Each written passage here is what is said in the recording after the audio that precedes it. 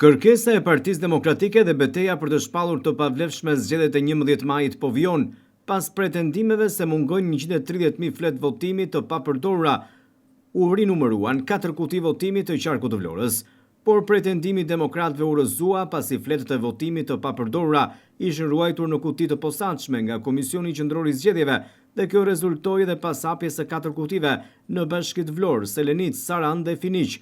Verifikimi i konfirmoi edhe qëndrimin e Komisionit Qendror të Zgjedhjeve se nuk kemi të bëjmë me zhdukje të fletëve të votimit të papërdorura, por me një gabim njerëzor, ku komisionerët në vend se të kishin shënuar në proces verbal sa flet votimi nuk u përdorën më 11 maj, kanë shënuar 0.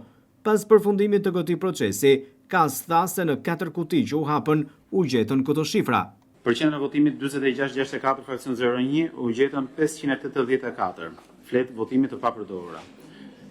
Për qendrën e votimit 4528 fraksion 00 u gjendën 570 flet votimi të papërdorura.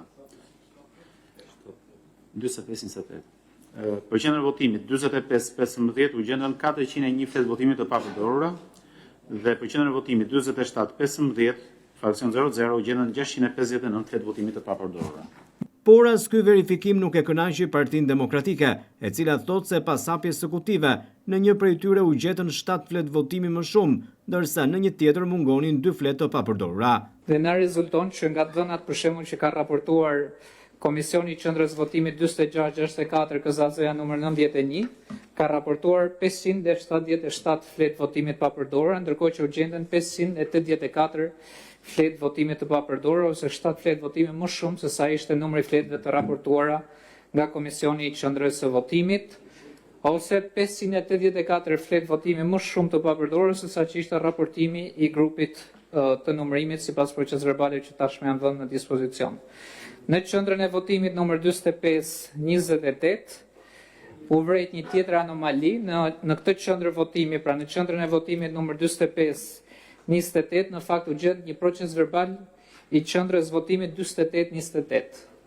Pra nuk përkon proces verbali i mbylljes së kësaj qendre votimi, numri të paktën, me numrin që ka vetë qendra e votimit. Të hapen të 43 kutit dhe jo vetëm materiale zgjedhore, edhe fletë e votimit. Pa çka se KAS-i pranoi vetëm të bëjë një testim me 9% të atyre, pra nga 43 kuti u pranuan 4 kuti vetëm të materialeve dhe jo të fletëve të votimit. Dhe u detyruam të zgjedhim 4 kuti nga 43 në mënyrë krejt rastësore, dhe rastësia pas ka bërë që dhe ato 4 kuti, një në Vlorë, një në Selenic, një në Saran dhe një në bashkinë e Finiqit, të dishin të 4 me probleme serioze ligjore. Gjykoj unë, nuk është thjesht mos përbën thjesht shifrash aty.